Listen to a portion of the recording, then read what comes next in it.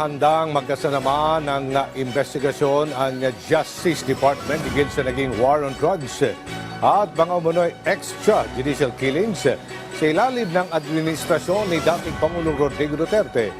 Sa isang payag, sinabi ni Justice Undersecretary Raul Vasquez, nagugulong ang preliminary investigation at pagbuo ng kaso ng DOJ sa oras na may sumite sa kanila ang resulta ng mga pagdinig sa House Quad Committee kasama ang mga affidavit ng mga tumayong witness sa Kongreso.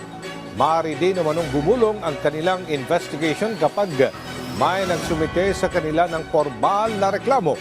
Pero nilinaw ni Vasquez na hindi sa kanila magsisimula ang inisyatibo ng investigasyon.